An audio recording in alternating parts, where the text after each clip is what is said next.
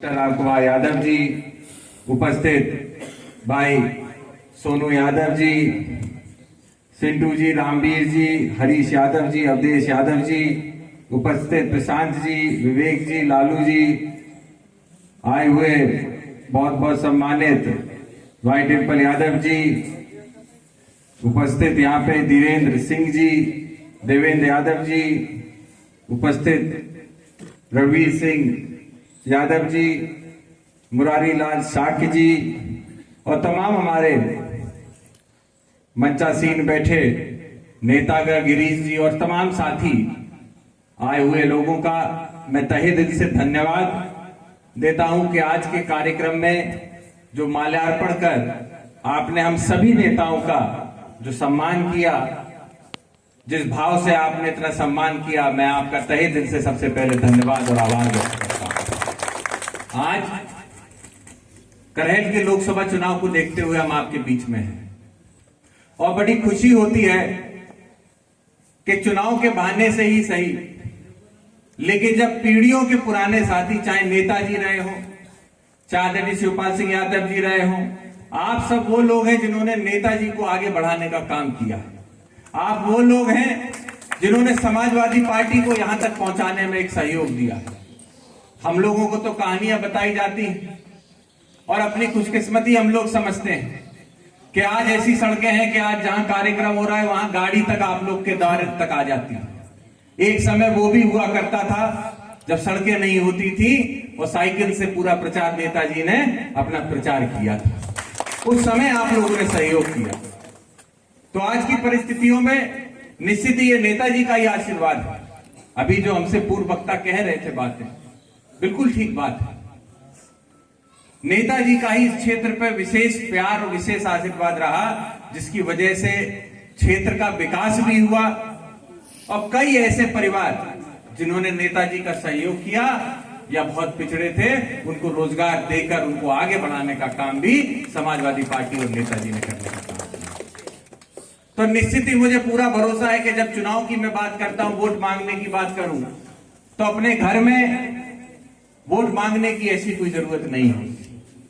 और खास करके जब नगराबाग जैसे क्षेत्र में, गांव में हम लोग आते हैं, तो आप लोगों ने तो एक तरफा वोट तो दिया ही दिया है, लड़ाई भी आप लोगों ने लड़ी है। तो मेरा अनुरोध बस आपसे इतना ही होगा कि आज की परिस्थितियों को हमें आपको समझना है। जहां भारतीय जनता पार्टी की सरकार में लगातार खाद तो महंगी होती जा रही है। आपने देखा सेंटरों पे लंबी लंबी कतारें लगी हुई हैं। 1500-1600 रुपए की ब्लैक में खरीदनी पड़ रही है किसान को, उसके बाद भी खेत की पूर्ति करने के लिए डीएपी एनपीके नहीं उपलब्ध हो पा रही है। और याद करें वो समय जिस समय समाजवादी की सरकार थी, आदरणीय शिवपाल सिंह यादव जी सहकारिता मंत्री थे, आदरणीय अखिलेश यादव जी मुख्यमंत्री थे। एक दिन भी ऐसा नहीं गया था जब सेंटरों पे खाद की कमी हुई हो। जिसको खाद की जरूरत होती थी उसको पूरी खाद मिलने का वादा आदरणीय शिवपाल सिंह यादव जी ने किया। किसानों को आगे बढ़ाने का काम हमने किया है। नौजवानों को रोजगार देने का काम किया। आज यहां नौजवान खड़े हैं, पूछ लीजिए कितनों को रोजगार मिल पाता है। और सच्चाई तो यह है कि जिनको रोजगार मिला था आज उनका रोजगार भी उनसे छूट चुका है। जब कोरोना काल हुआ, कितने बच्चे बाहर काम कर रहे थे, पैदल पैदल, कोई मुंबई से चला रहा है, कोई दिल्ली से, कोई गुजरात से, पैदल पैदल बेचारे अपने घर आए और कितनों ने तो रास्ते में ही अपनी जान भी दे दी। लेकिन इस सरकार ने कोई संज्ञान नहीं लिया इन सब बातों। तो ये सारी बातें हैं। और आज की परिस्थितियों में आपने देखा किस तरीके के नारे दिए जा रहे हैं। कटोगे बटोगे तो कटोगे के नारे। हमें बड़ा दुख होता है कि ऐसी राजनीति जहां हम समाजवादी लोग सबको एकजुट कर सबको आगे बढ़ाने का प्रयास कर रहे हो, वहां भारतीय जनता पार्टी ही ऐसी पार्टी हो सकती है जो बांटने और काटने की बात कर सकती, अन्यथा और कोई पार्टी बांटने काटने की बात नहीं करती है। और ये बात भी सही है। उसके आगे की जो लाइन लगाई वो बिल्कुल ठीक लगाई गई कि अगर बांटोगे तो पिटोगे भी। ये जरूरत आज के समय में हमें जरूरत है। आज इनके हौसले इतने बढ़ चुके हैं, पुलिस प्रशासन के इतने हौसले बढ़ चुके हैं कि किसी भी व्यक्ति कितना सीधा या कितना गरीब हो, उसके गिरेबान पे हाथ डालने में एक क्षण भी नहीं लगाते हैं ये पुलिस प्रशासन। कोई भी गांव में भाई भाई में आपस में झगड़ा हो जाता है तो दोनों पक्षों से पैसा लेने का काम यही पुलिस करती है, और पैसा लेके भी कभी भी मामले को रफा दफा नहीं करती, कोशिश करती है विवाद चलता रहे, क्योंकि जितना विवाद चलेगा उतना उनको जेब में पैसा डालने का काम आप करते रहोगे। तहसील आज लूटने का काम कर रही है। एक समय पे जब सरकार थी, हमें याद है कि अगर कोई बैनामा कराने जाता था, दाखिल खारिज कराने जाता था, तो स्टैंप ड्यूटी का जो पैसा होता वो देता था, और जो जब दाखिल खारिज हो जाए या रजिस्ट्री हो जाती थी तो जेब से 100-200 रुपया निकाल के लेखपाल को दे दिया करते थे कि बेटा मिठाई खा लेना। आज स्थिति ये है कि बीघे के हिसाब से आपको लेखपाल को, तहसीलदार को पैसा देना पड़ रहा, घूस के नाम पे देना पड़ रहा है। अपने पुरखों की, अपने पूर्वजों की जमीन अपने नाम कराने के लिए आज आपको पैसा देना पड़ रहा है। और जब ये मंचों पे मुख्यमंत्री आते हैं, मंत्री उप मुख्यमंत्री आते हैं, तो बड़ी बेशर्मी से कह के जाते हैं कि हमने भ्रष्टाचार खत्म कर दिया, हमें बेरोजगारी खत्म कर दी। सच्चाई तो आज ये है कि आज इस देश के अंदर अगर आपको 63 करोड़ लोगों को राशन मुफ्त में देना पड़ रहा है तो आपने बेरोजगारी बढ़ाई है, बेरोजगारी खत्म नहीं की है। ये सारी बातें मैं इसीलिए कह रहा हूं क्योंकि कई ऐसे अपने लोग हैं जो टीवी के माध्यम से, खबरों के माध्यम से भ्रमित हो जाते हैं। भारतीय जनता पार्टी का मुद्दा विकास करना नहीं है। भारतीय जनता पार्टी का मुद्दा जाति धर्म के आधार पर लोगों को और समाज को बांटने का है। जब तक वो बांटते रहेंगे तब तक वो सरकार में रहेंगे। जिस दिन हम आप एक हो गए उस दिन आप याद रखना, इनको कोई पूछेगा भी नहीं। इनका डर इसलिए सबसे बड़ा ये है, और डर इस बार इसलिए और बढ़ गया है क्योंकि जब 2024 का लोकसभा का चुनाव हुआ, आम चुनाव, उसके अंदर आपने इतने बड़े अंतर से समाजवादी पार्टी को 37 सीटें दिलाने का काम किया और साथ साथ साथ कांग्रेस को मिली, तो इंडिया गठबंधन की जो सीटें बढ़ी, इससे बहुत ज्यादा भयभीत और डर ये बाबा आपके मुख्यमंत्री जो हैं और दिल्ली की जो सरकार है, दोनों डरी हुई है कि उत्तर प्रदेश ही आने वाली 27 में भारतीय जनता पार्टी को रोक पाएगा। बहुत उम्मीदें हैं लोगों को। और जो ये उपचुनाव हो रहे हैं 9 सीटों पे, इसमें भी देख लिया आपने, अयोध्या की एक सीट थी, ये इतने घबराए हैं कि अयोध्या की उस सीट पे, क्योंकि जानते थे ये हार जाएंगे, इसलिए वहां चुनाव भी इन्होंने नहीं कराया, सिर्फ 9 सीट पे कराया।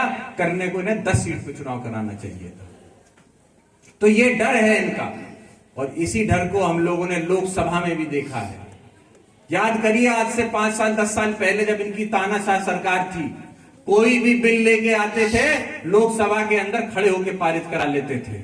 भले ही संविधान विरोधी हो, जन विरोधी हो, किसान विरोधी कानून भी रहे, तो भी इन्होंने उन कानूनों को पास करा दिया। लेकिन आज जो सरकार इनकी है, गठबंधन की, जो बैसाखी की सरकार है, आज अगर कोई भी बिल लेके आते हैं तो ये आपकी ताकत है, विपक्ष की, इंडिया गठबंधन की, कि उस बिल को हम पास कतई नहीं होने देते हैं। तो यही ताकत आपको बनानी है।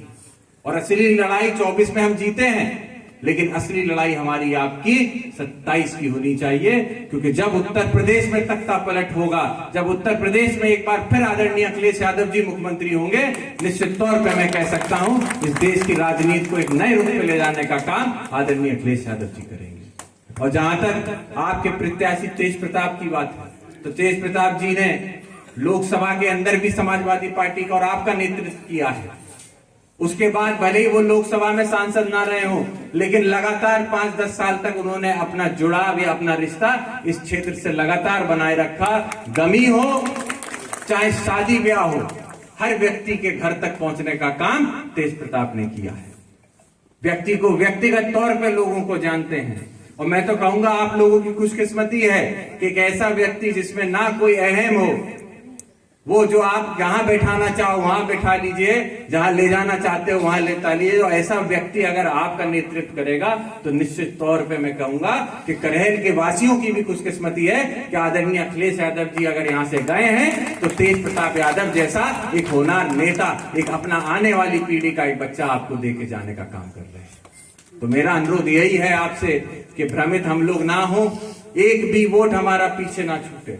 कोशिश यही करनी है कि जो बाहर भी हमारा वोट है वो भी यहां तक आ जाए।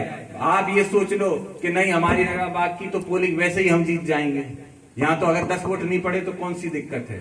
हमें ये याद रखना है कि वो 10 वोट से भी हम इस प्रदेश, इस देश के अंदर एक संदेश भेज सकते हैं कि आने वाला समय समाजवादियों का है।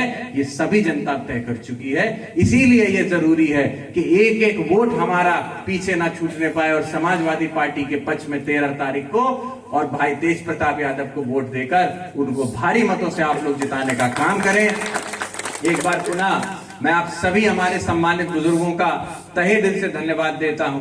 सिर्फ इसलिए नहीं कि आज आप इस सभा में आए, हमारा माल्यार्पण किया, बल्कि इसलिए भी कि आप लोगों ने और आपकी आने वाली पीढ़ी को आप लोगों ने जिस तरीके से समाजवादी पार्टी के साथ लगाया, जिस तरीके से आप सभी लोगों ने नेताजी का कंधे से कंधा मिला के सहयोग किया, उसी का परिणाम है कि आज आपकी ये पार्टी और आपके ये छोटे बच्चे अगर लोकसभा तक पहुंच पा रहे हैं तो आपकी मेहनत और आपके आशीर्वाद से है। आपका बहुत बहुत धन्यवाद और बहुत बहुत आभार।